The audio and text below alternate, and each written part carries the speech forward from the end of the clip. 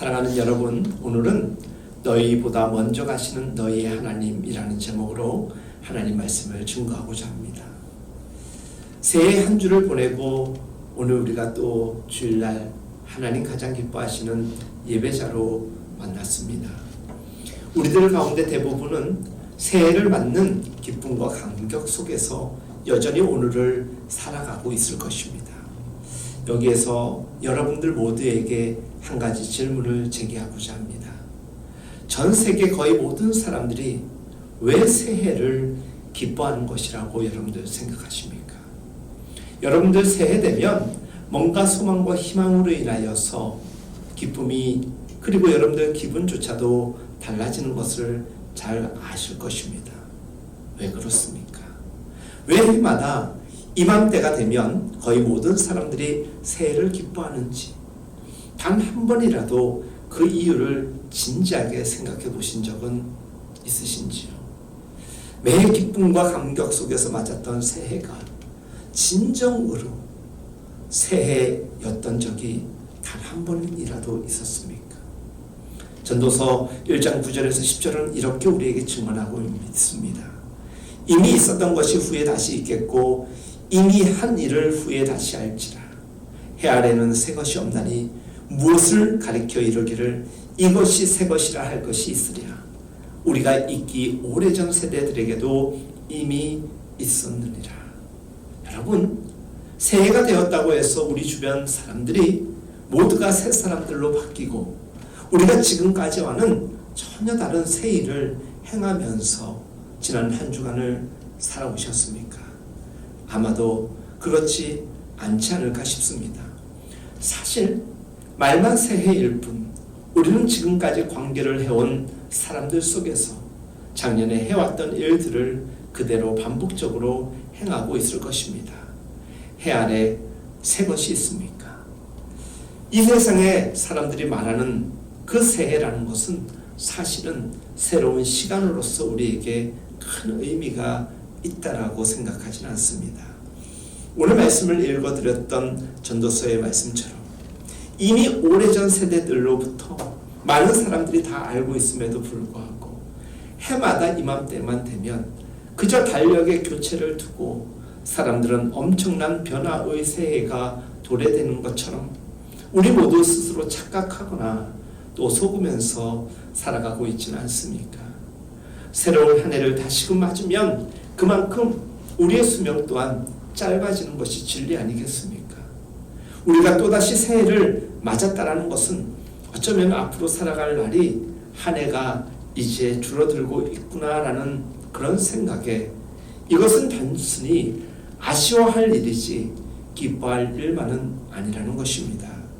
그런데도 전 세계 대부분의 사람들은 영문도 알지 못한 채 까닭도 없이 해마다 이맘때만 되면 새해를 기뻐하기만 합니다.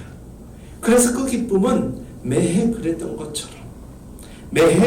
것처럼 몇 날 지나지 않아서 진한 허탈감으로 변해버리고 맙니다.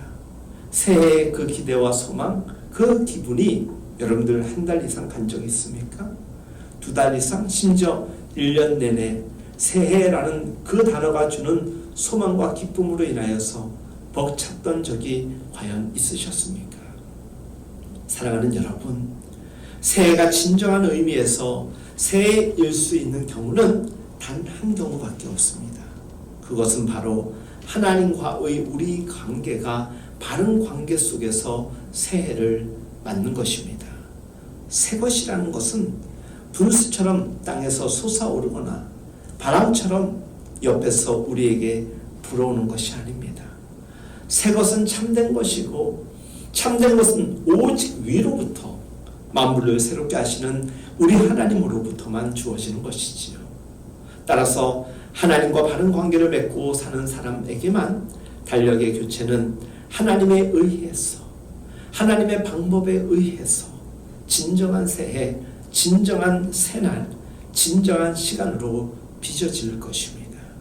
사랑하는 여러분, 이집트의 노예살이에서 해방된 이스라엘 백성들이 가데스 파네아라는 광야의 지역에 이르렀던 날이 있었습니다.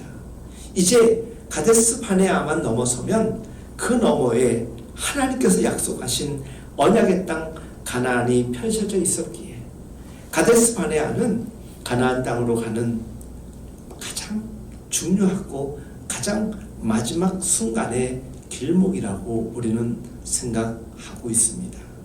이제 그 길에서, 그 길목에서 언약의 땅으로 들어가기만 하면 무려 400년 동안 이집트 노예였던 이스라엘 백성들은 하나님의 자녀로서 이전에 단 한 번도 경험하지 못했던, 누리지 못했던 새로운 때, 새로운 시간, 새로운 해를 누릴 수 있었을 것입니다. 당시 이스라엘 지도자는 여러분 모세였습니다. 모세는 가데스 바네아에서 12명의 정탐꾼들을 가나안으로 먼저 들여보냅니다. 가나안의 지형과 전세를 살펴보기 위함이었습니다. 40일 동안 진행된 이 정탐활동 중 12명의 정탐꾼이 돌아오게 됩니다. 그런데 가나안에 대한 그들의 보고는 엇갈렸습니다. 10명의 정탐꾼들은 가나안에 살고 있는 원주민들은 거인처럼 장대하고 그곳의 성들은 하늘을 찌를 듯이 높고 웅장해서 그곳 원주민들을 결코 우리 이스라엘 백성들이 이겨낼 수 없다라는 보고를 하며 그 거인 같은 원주민들 앞에서 우리 이스라엘 사람들은 메뚜기에 지나지 않는다라는 보고를 하게 됩니다. 이에 비해서 단 2명의 정탐꾼만이 가나안의 원주민을 능히 이길 수 있다고 보고하게 되지요. 가나안은 그 누구도 아닌 하나님께서 약속하신 언약의 땅이므로 하나님께서 함께 하시는 한 가나안 원주민들이 아무리 장대하고 크다 할지라도 가벼운 먹잇거리에 지나지 않을 뿐이므로 우리는 결코 두려워할 이유가 없다라고 2명의 정탐꾼은 보고하게 됩니다. 동일한 가나안 땅을 정탐한 그들의 입에서 동일한 기간 40일 동안 정탐하였음에도 불구하고 그들의 견해는 이처럼 정반대로 엇갈렸습니다. 엇비슷한 격차라면 사람들이 고민할 만도 한데 10대 2라는 아주 압도적인 격차로 그 견해는 엇갈렸습니다. 이스라엘 백성들의 선택과 마음은 어느 쪽으로 향했을까요? 이스라엘 백성은 당연하다는 듯 다수결 원칙에 따라서인지 가나안 원주민을 능히 이길 수 있다는 2명의 정탐꾼의 보고보다는 5배나 더 우세한 가나안 원주민들을 결코 이길 수 없다는 10명의 정탐꾼들의 견해를 더 신뢰하게 됩니다. 그리고 그들이 보인 반응은 민수기 14장 1절에 이렇게 증언하고 있습니다. 온 회중이 소리를 높여 부르짖으며 백성이 밤새도록 통곡하였더라. 이스라엘 자손이 다 모세와 아론을 원망하며 온 회중이 그들에게 이르되 우리가 애굽 땅에 죽었거나 이 광야에서 죽었으면 좋았을 것을 어찌하여 여호와가 우리를 그 땅으로 인도하여 칼에 쓰러지게 하려 하는가? 우리 처자가 사로잡히리라. 애굽으로 돌아가는 것이 낫지 아니하랴. 이에 서로 말하되 우리가 한 지휘관을 세우고 애굽으로 돌아가자 하매. 여러분, 이스라엘 백성의 반응 몇 단어로 정리하면 이런 단어들로 정리될 듯합니다. 절망, 원망, 자포자기, 회복불능, 자기 포기, 이런 단어들로 아마 정리될 것입니다. 그들은 눈앞에 있는 가나안을 포기하고 새로운 지도자를 세워서 이집트로 다시금 돌아가자라고 이야기들 합니다. 그들에게는 이집트는 사실 혹독한 노예살이 그 의미밖에 없는 곳이었습니다. 그럼에도 불구하고 그들은 약속의 땅에서 누릴 수 있는 새해와 새날을 눈앞에 두고서도 이집트의 노예살이로 되돌아가려고 하였던 것입니다. 가나안 원주민들이 거인 같다고 해서 갑자기 이스라엘 민족을 공격했던 것도 아니고 그들의 생명이 위급한 처지에 빠졌기 때문도 결코 아니었음에도 불구하고 가데스 바네아에서는 그 어떤 위급의 조짐도 없었음에도 불구하고 그들은 다시금 애굽 땅으로 돌아가고자 하였던 것입니다.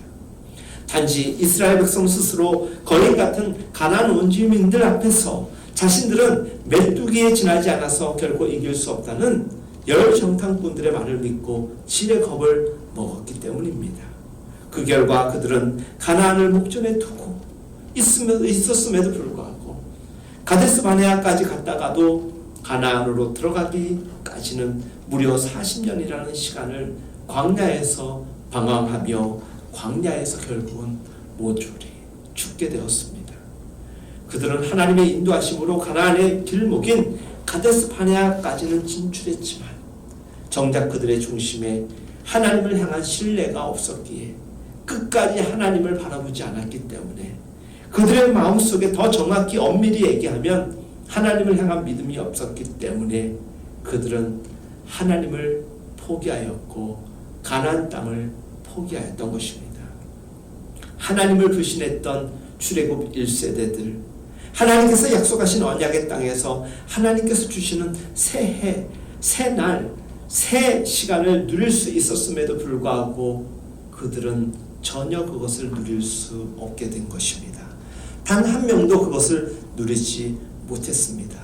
그리고 그날로부터 40년이라는 시간이 지난 시점에 오늘의 본문의 말씀을 우리가 함께 나눌 수 있게 됩니다. 출애굽 당시의 어린아이였던 1.5세대 출애굽인들, 그리고 그 당시에 태어나지도 않았던 광야에서 태어난 출애굽 2세가 성인이 되었습니다. 그리고 그들이 마침내 가나안 동쪽 모압 평지에 도착하게 됩니다. 그들이 이제 요단강만 건너면 출애굽 1세대가 전혀 들어가지 못했던 가나안 땅으로 들어갈 수 있는, 그리고 약속의 땅을 얻을 수 있게 된 시점이었습니다. 그때의 지도자는 누구였을까?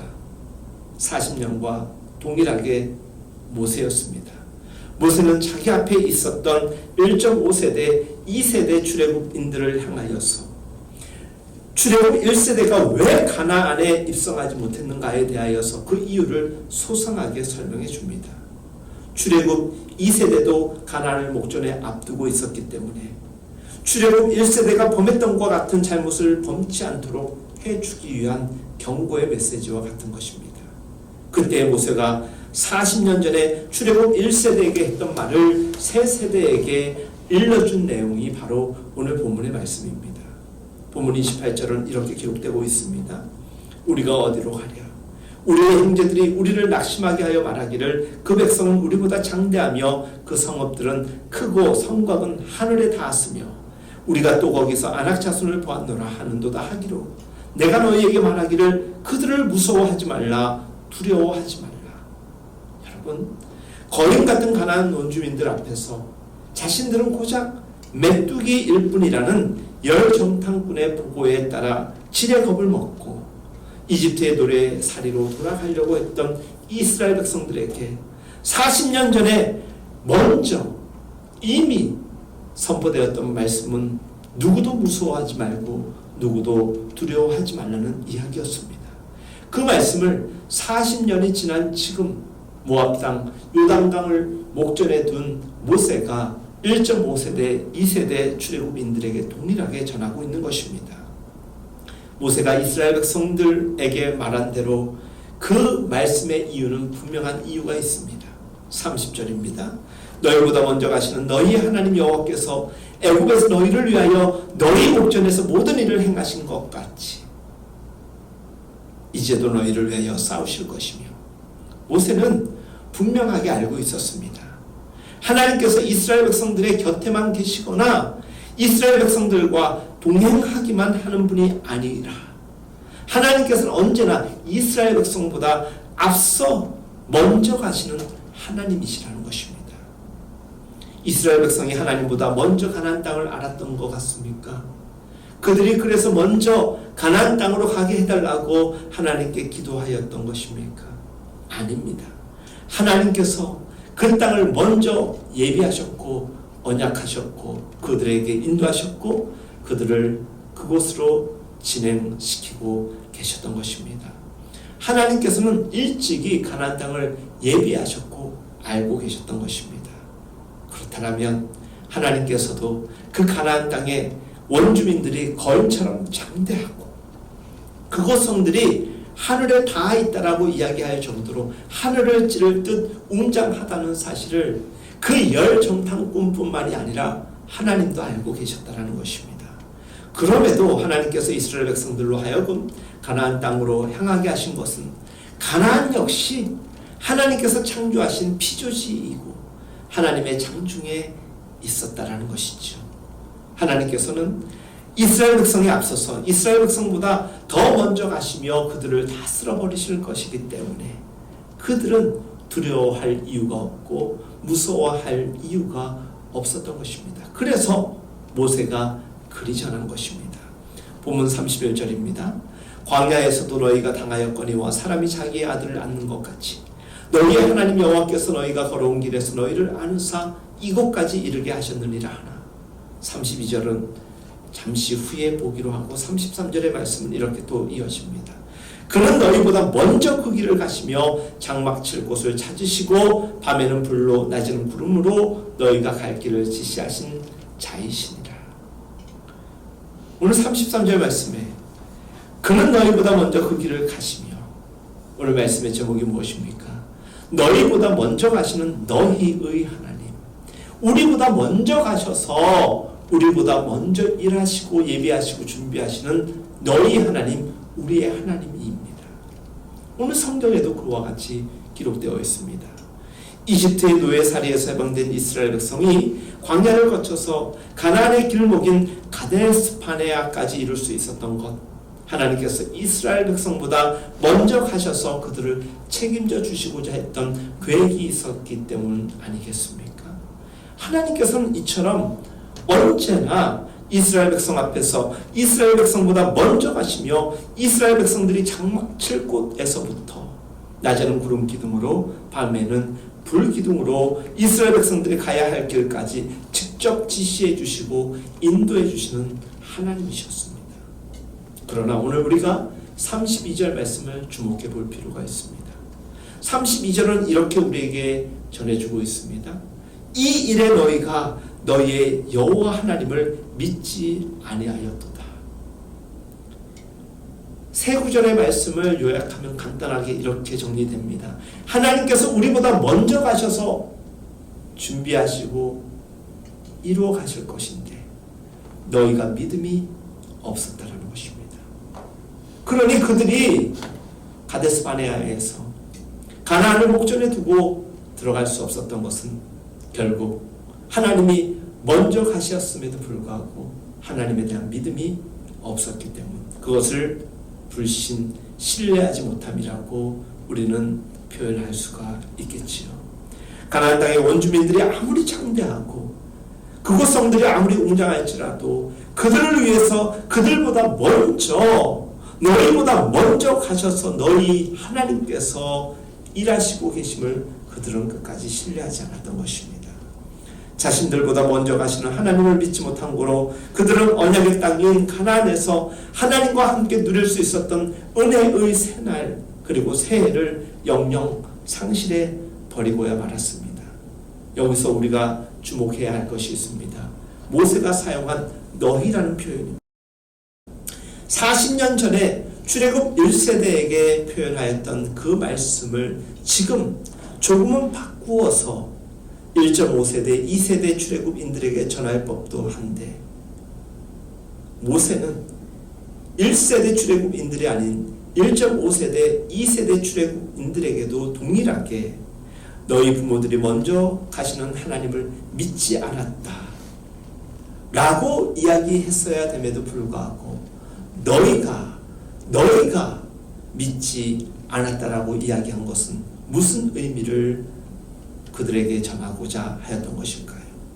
새로운 세대였던 1.5세대, 2.0세대, 2세대였던 그 출애굽인들마저도 그들의 마음속에 하나님을 모시고 있지 않고 하나님을 중심에 두지 않고 하나님을 신뢰하지 않는다라면 지금 모압 땅, 요단강 목전에서 저 가나안 땅이 보임에도 불구하고 아버지 부모 세대들처럼 동일하게 가나안 땅에 들어갈 수 없음을 경고하였던 것입니다.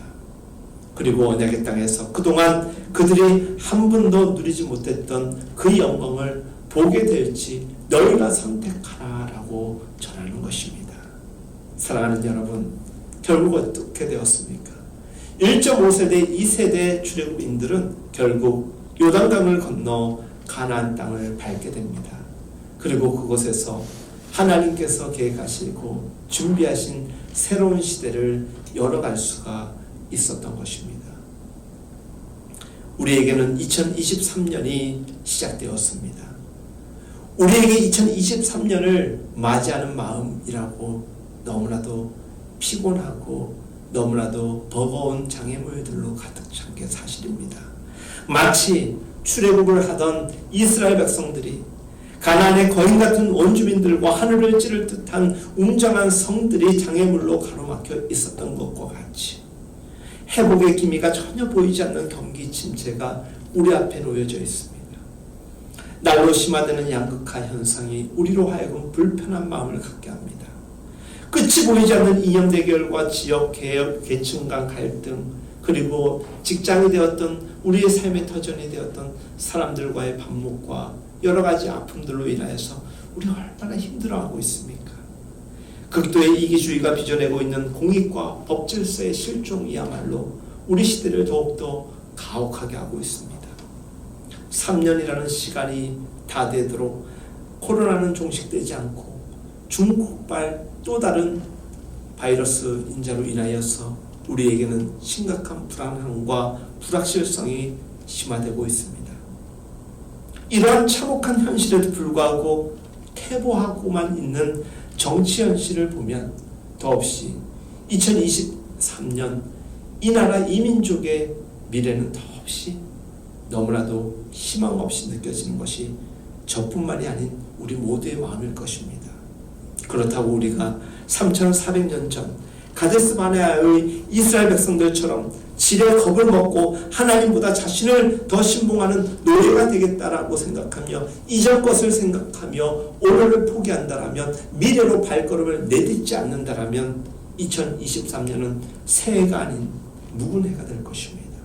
이미 8일밖에 지나지 않았음에도 불구하고 우리는 새해가 아닌 묵은 해, 이미 피로로 넘어지고 쓰러지는 현실로 살아가게 될 뿐일 것입니다. 하나님께서는 2023년을 맞는 우리에게 지금 오늘 본문을 통하여서 그 무엇이든 두려워하지 말고 무서워하지 말라고 전하고 있는 것입니다. 사랑하는 여러분, 우리에게도 인생의 눈앞에 펼쳐진 거인들 그리고 웅장한 세력들이 얼마나 즐비합니까? 그럼에도 불구하고 하나님께서는 우리보다 먼저 가시는 하나님이십니다. 이스라엘 백성들에게 하나님뿐만이 아니라 우리에게도 동일한 하나님. 그래서 이전 세대가, 부모 세대가 참혹하게 살았던 그 현실보다 더 힘든 현실이라 할지라도 너희의 하나님, 너희보다 먼저 가시는 그 하나님이 우리의 하나님이 되어주시고 우리와 동행하실 것이니 우리는 하나님을 신뢰하고 올 한 해를 살아갈 수 있기를 간절히 바랍니다. 하나님께서 언제나 우리 곁에만 계시고 우리와 동행하기만 하신다라면 하나님께서는 시공간을 지배하는 하나님이라고 볼 수가 없습니다. 여기에 계속 계시다면 어찌 시공간을 초월하신 하나님이라고 볼 수 있겠습니까? 그러나 우리 하나님은 시공간을 초월하셔서 언제나 우리보다 먼저 가셔서 일하시고 계십니다. 준비하고 계십니다. 계획하고 계십니다. 좋은 일도 예비하시고 준비하시지만 힘들고 아파하는 우리의 현실이고 미래일 수 있는 그 시점마저도 그보다 더 오랜 후에 있을 장차도래 될 하나님의 영광을 위하여서 하나하나 다 계획 가운데 준비하고 진행시키고 계시다라는 것을 우리가 믿음으로 꼭 신뢰할 수 있기를 바랍니다. 하나님께서 우리보다 고작 한 발자국, 두 발자국 앞서 나가시는 것이 아니라 먼 발치에서 우리를 기다리고 준비하시고 이끌어 가시는, 우리를 기다리시는, 우리보다 앞서 가시는 하나님이심을 여러분들 믿으시기를 바랍니다. 이것이 창세기 22장 14절에 나와 있는 여호와 일에 예비하신 하나님인 것입니다. 하나님께서는 우리가 가야 할 곳 언제나 먼저 가셨습니다. 우리가 해야 할 일을 언제나 먼저 준비하고 계시는 좋으신 하나님, 사무엘상 7장 12절에 기록되어 있는 에베네셀의 하나님, 여기까지 우리를 도우신 하나님이라는 뜻 아니겠습니까? 하나님은 언제나 여기까지도 도우셨지만 여호와 이래 앞으로도 우리를 도우실 하나님이십니다. 그 하나님이 언제나 우리보다 먼저 가셔서 먼저 일하시고 계심을 믿고 그 길을 조금의 불신도 없이 신뢰함으로 나가시기를 바랍니다. 오늘 본문 22절에 32절에 나왔던 말씀처럼 여호와를 믿지 않았기 때문에 그들은 가데스바네아의 그 가나안의 목전에서 40년이라는 시간을 더 길고 먼 시간 우회할 수밖에 없었던 것입니다. 지난날을 되돌아보시기 바랍니다. 지난날의 삶은 어떠했습니까? 지난 한 해는 새해로 출발했을 것입니다. 새해로서 정말 새해를 사셨습니까? 아마 그렇지 않을 것입니다. 올해 새해가 시작되었는데 새해로서 여러분들에게 새로워지고 바뀐 것이 정말 많으십니까? 오늘 말씀을 시작하면서 우리에게 새해가 될 수 있는 유일한 경우는 하나님과 바른 관계를 맺었을 때만이 가능하다라고 말씀을 드렸습니다. 우리에게는 언제나 우리보다 먼저 가시는 하나님께서 일하고 계심을 믿으시기를 바랍니다. 2023년으로 먼저 가셔서 우리에게 필요한 것을 이미 예비하신 그 하나님께서 우리를 2023년의 아름답고 놀라운 일들로 인도하실 것입니다. 그러기에 우리가 올 한 해 어떤 장애물을 맞든 두려워하거나 무서워할 필요가 없습니다. 어떤 장애물을 맞든 어떤 장애물, 그것은 장애물이 아니라 하나님께서 우리를 위하여서 엮어가시는 과정이고 은혜의 선물이라고 여기시면서 먼 훗날 있을 더 좋은 삶의 이야기를 여러분들 꿈꾸실 수 있기를 바랍니다.